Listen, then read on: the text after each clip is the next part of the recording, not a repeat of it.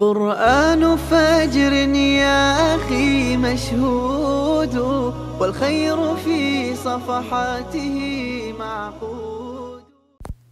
بسم الله الرحمن الرحيم. الحمد لله رب العالمين، والصلاة والسلام على أشرف الأنبياء والمرسلين وعلى آله وأصحابه أجمعين. رب اشرح لي صدري ويسر لي أمري واhlul uqdeten min lisani yefqahu qawli. Amin. Bugünkü okuyacağımız suremiz Sure Asr. Bu hem Mekke'de nazil olan surelerden. Fakat Katade bu surenin Medine'deydi. İbn Abbas bu sure 3 ayetteydi. Vel asri innel insane lefî husrin illellezîne âmenû ve amilus salihati ve tevasav bil hakki ve tevasav bis sabr. Bu gerçi 3 yoki 4 oyadan tarkib topgan bo'lsa-mu, İmam Şafii deydi ki, agar Qur'oni Karim nozil bo'lmasdan sura Asr nozil bo'lgan bo'lsa edi, insonlarga Qur'oni Karimning hammasiga nisbatan mush kifoya qiladi dedi. O'z qisqa ammo ma'nosi kengroq bo'lganligi uchun. Va shuning bilan birga bu sura sahobalar davrida sahobalar uchrashgan chog'da birsi-birsiga tavsiya qiladigan, birsi-birsidan ayrilgan chog'da bu surani birsi-birsiga tavsiya qilgan suradan biri. Bu sura qasam bilan boshlangan sura. Val asri. Asr bilan qasam. Asr degan zaman bilan qasam. İnnel insane lefî husrin. Her bir insan ziyan içinde, baxtsizlikning içinde.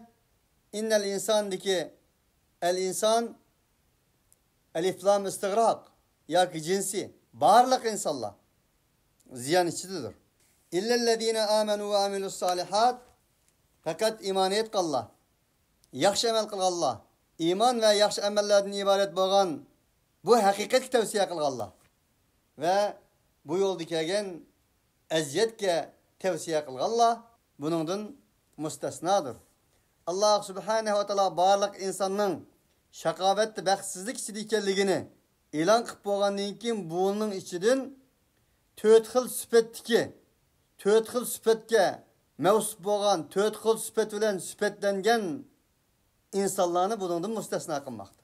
Buning birinchisi iman, ikkinchisi imonning mevasi bo'lgan amali solih, uchinchisi haqq tavsiya qilish. Demak, o'zingiz iymon etibsiz, shaxsiy amal qilibsiz, uning o'zi yetarli emas deydi. Bir inson o'zi iymon etib, yaxshi amalni o'zi qilgan bo'lsa, Muhammad alayhisolatu vasallam bir mu'min edi. O'ziga yaxshi edi. Rasulullohning hech qanday dushmani yo'qdi. O'ziga yaxshi edi.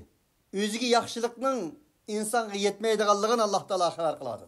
Lekin o'zim yaxshilik bilan tug'may, payg'ambar alayhisalom u yaxshilikni boshqalarga yetkizimen degan kundan boshlab Rasulullohning beshiga tayoq to'qmoq tushdi. Uning uchun bugungi kundagi musulmonlarga haqayron odamning Qur'on bilan aloqasi yo'q degisi keladi ba'zi chog'da. Bugungi kundagi musulmonlarning o'qi namozni, tut Ramazonni bir oyda, bir yilda bir oy. Bayolab qalsang, pul olib qalsa, kumayletishning o'rnida hech guva. Shahodat et, zakat va pul olib qalsa. Uni amal ba, zakatimni qanday qilsam yaxshiroq bermen demak, qanday qilsam bermayman. Ayolimning o'ziga o'tkazsam bo'ladimi bu uyni? Tijorat puliga zakat keladimi? Uniga kelmasmi, buniga kelmasmi, bir xajlavatsam, uy xajlavatsam kelmasmiki?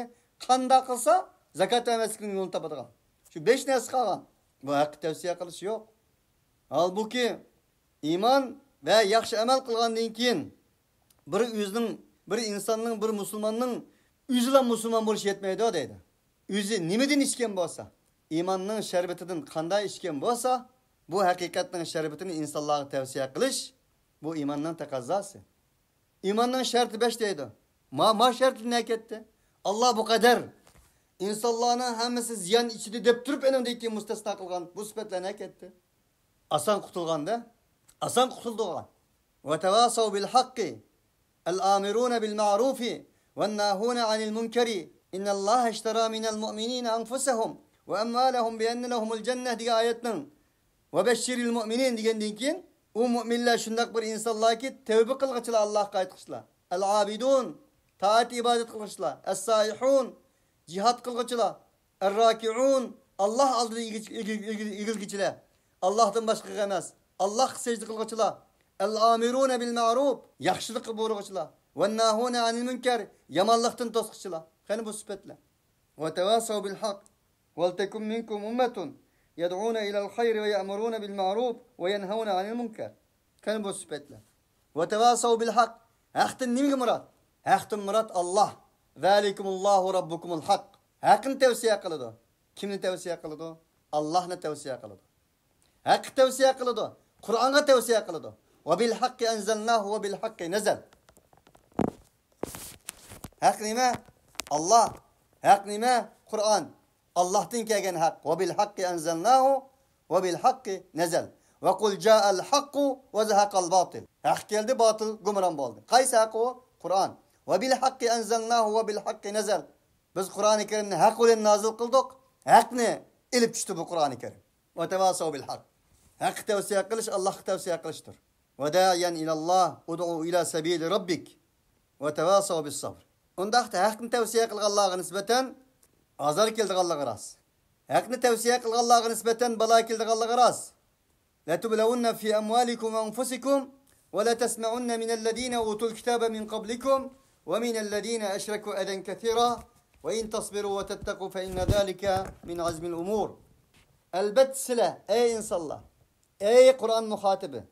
Ey haqni tavsiye qilganlar. Haqni manganlar. Meni shu bilan birga tavsiye qilganlar boshqalarga. Onun uchun haqni bilib turib boshqalarga tavsiye qilmaslikning o'zi gach shaytondir dedi Hazrat Ali. Ve Allah Teala devatdi ki: "Ve la tesma'unna minellezine utul kitaba min qablikum ve minellezine eşreku eden ketira." Sizlerden ilgili atalmış bilim ehlilerden, cahillerden emas.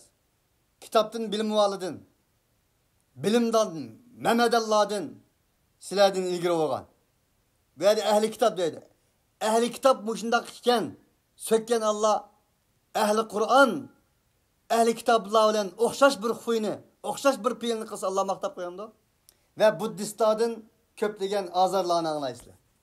Ve in tasbiru ve tetteku, sizler eğer bu yolda çıdısanlar, özünün mesuliyetini ada kılışka davamlaşsanlar, vazgeçmesanlar, fe inne zalike min azmil umur.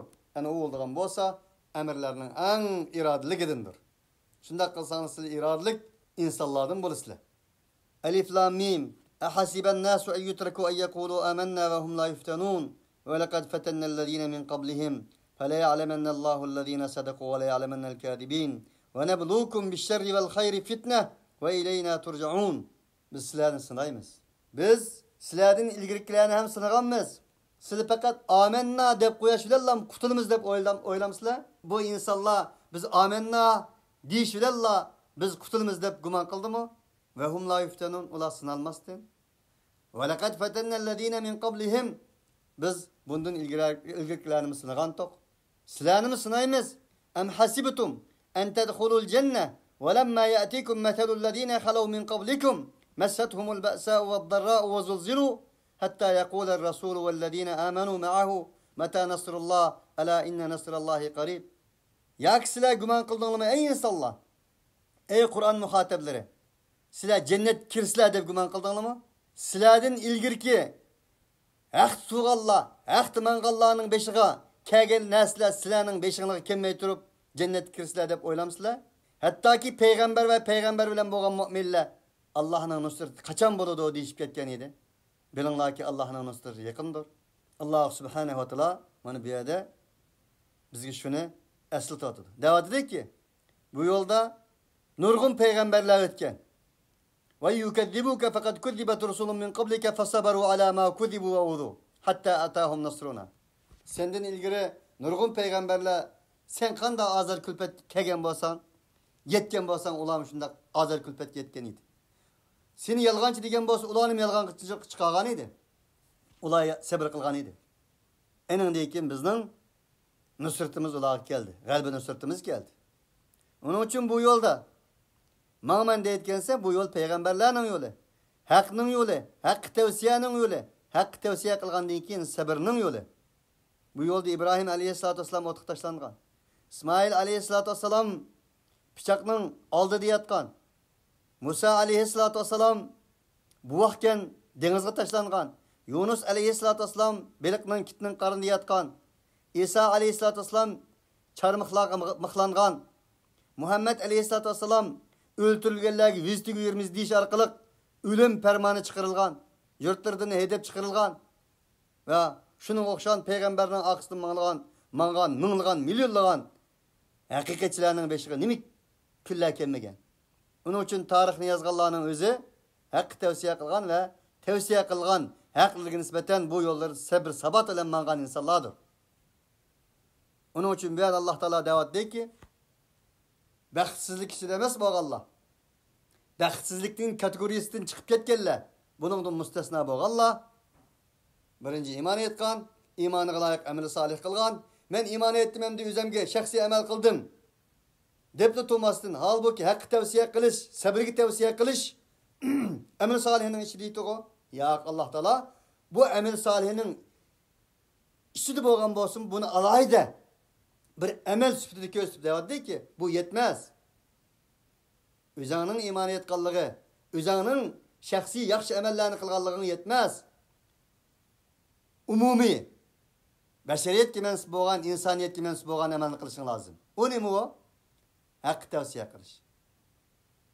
To'rtinchisi bo'lgan bo'lsa, bu yo'lda kelgan aziyatlarga payg'ambarlar qanday sabr qilgan bo'lsa, shunday sabr qilib, buningdan vaz kechmasdan yetkizish lozim. Mana bular baxtsizlikning ichidagi kategoriyadan chiqib ketgan insonlar deydi Alloh. Shuning bilan sura Asr surasi tamom bo'ldi. Subhanakallahumma bihamdik, ashhadu an la ilaha illa anta, nestağfiruke ve netubu ileyk.